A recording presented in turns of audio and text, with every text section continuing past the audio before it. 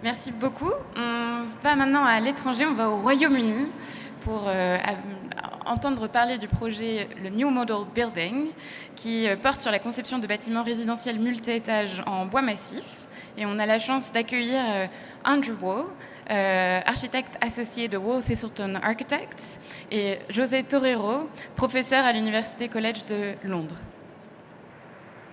Ouais, c'est moi, là-bas. Bonjour, je suis désolé, mais je vais parler en anglais, ok? Et un peu en franglais. Voilà.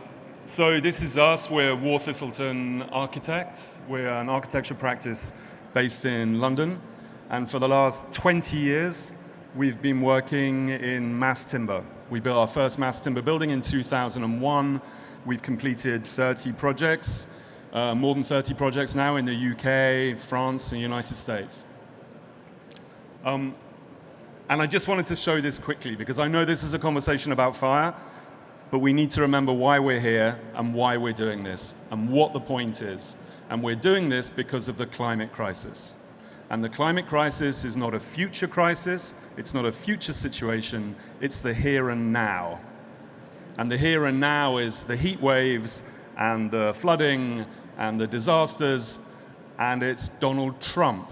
And it's all the other politics that go with that as well. So it's the here and now. And so we need to make sure that we understand that and we're dealing with that.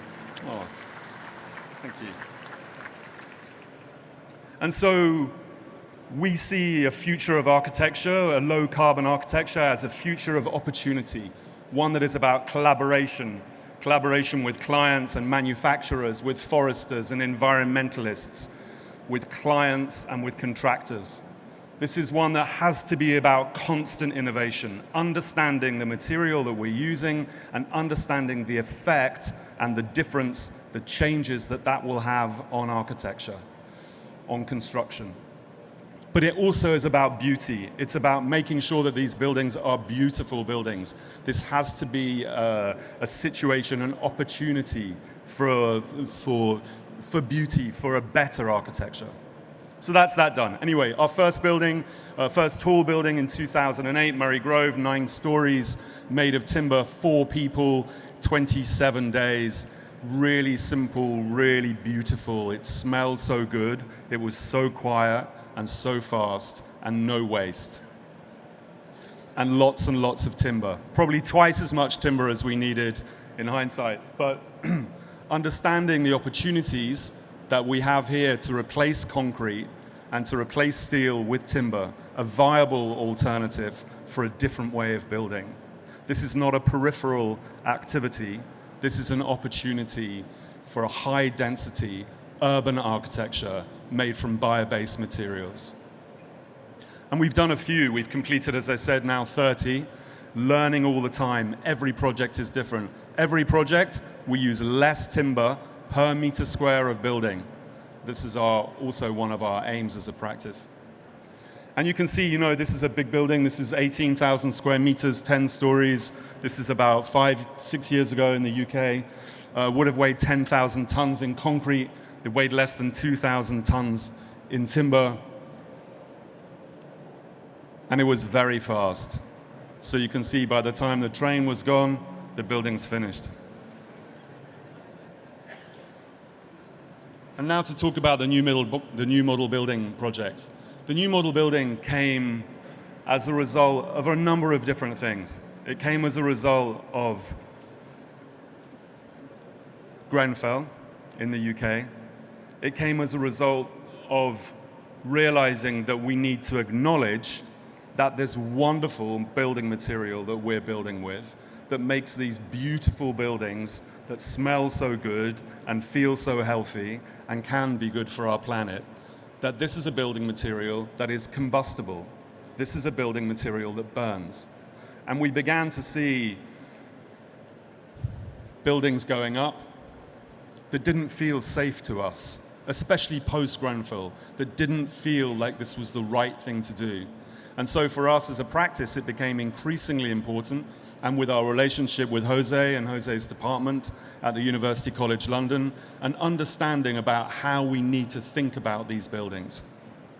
And so the new model building is a set of guidebooks, which we did with a sponsorship with José and with a sponsorship of Built by Nature and the sponsorship of José and of ourselves. And these are a series of books which are available free online, which talk about how we can be sure that we build in a safe and responsible manner in timber. And it's cautious, and it's conservative, and it allows for innovation, and it allows for progress and for research. So this is based on a building of less than 18 meters, a residential building for urban situations, 6-story residential building. They have sprinklers.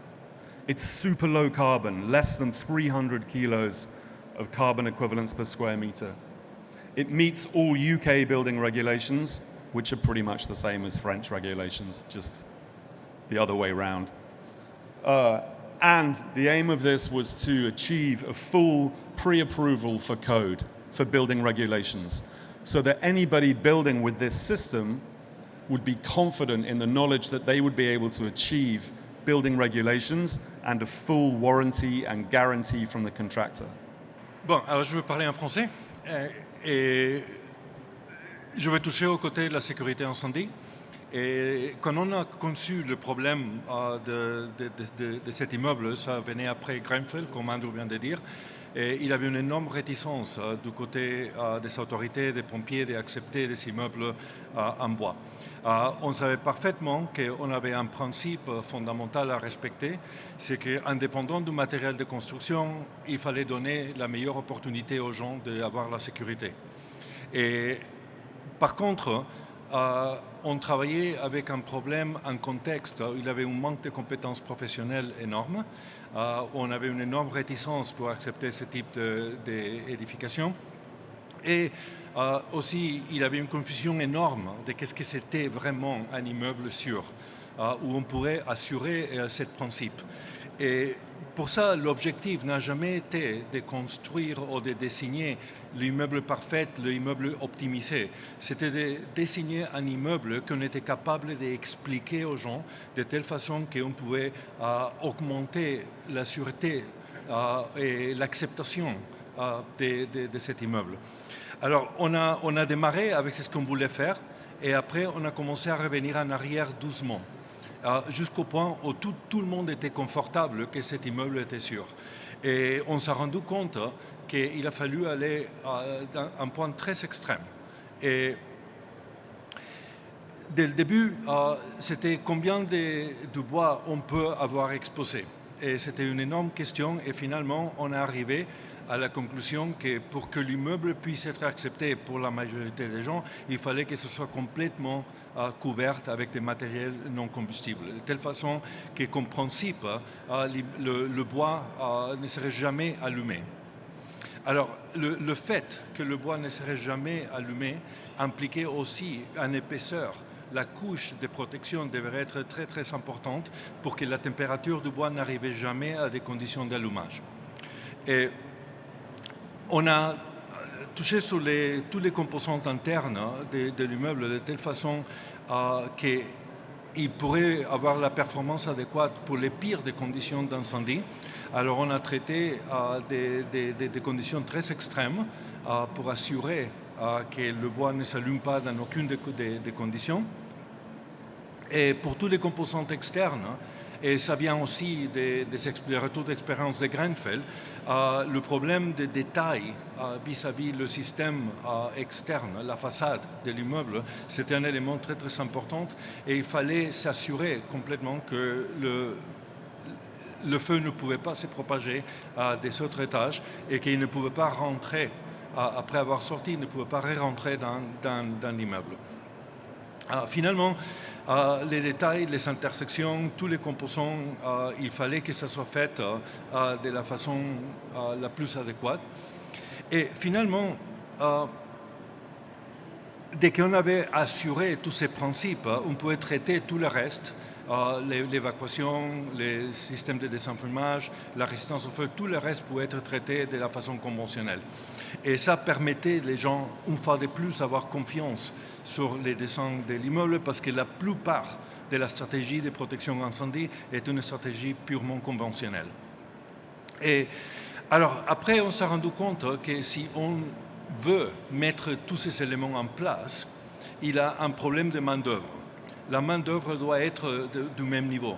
Alors pour ça, on a créé un manuel dans lequel non seulement on a détaillé tous les composants de l'immeuble d'une façon très très prescriptive, mais aussi on a expliqué l'un après l'autre la procédure d'assemblage de tous les composants, de telle façon qu'on pouvait être sûr de ce qu'on avait dessiné était construit.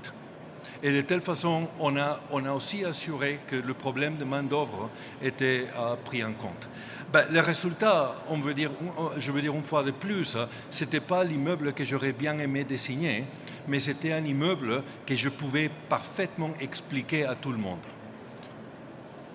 Merci. Excellent. Merci.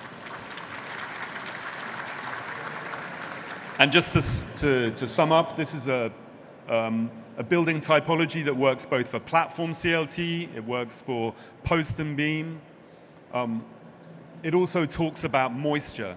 So the whole guide talks about moisture protection during construction, about protecting the timber, about moisture testing before you encapsulate or cover up, and about opportunities and repair, and how you can repair and how straightforward that is. We also talk about design for moisture, thinking about wet areas, bathrooms, kitchens, thinking about ground floors, how the timber meets the ground, and thinking about pitched roofs, making sure we don't have flat roofs, because a flat roof on a CLT building should last for hundreds of years, not for the 12 years that the roofing membrane is guaranteed for. And so these come out in 30 different details. So each one of the details here is a junction within the building, a junction within this generic building typology. So this building can have any facade, any plan. It's about the way in which the junctions of each part of the building are detailed. And you can see here that we have on the right-hand side a detail in principle, and then in the center of each page, a very specific set of details about how that building can be built. And as I say, we have 30 of these through the entire guide. And then each one of those details has a full checklist and specification. And the specification allows for at least 3 different products to work in every area of the building. So it's not product specific either. And also we then have a series of guides about how those individual details can be constructed. And in fact, if you follow us on Instagram, you can see these guides as a GIF on our Instagram account. But really, to come back to the original point, that this is an opportunity to build urban, residential, tall buildings at a reduction of 75% of the carbon. And that's what has to be recognized. This is our letter of guarantee and of pre-approval. After 3 years of arguments and tests and drawings, this is the end result. And now these are some of the projects that we're building in the UK using the new model building. And that's the QR code where you can download the entire suite of the guides. Thank you.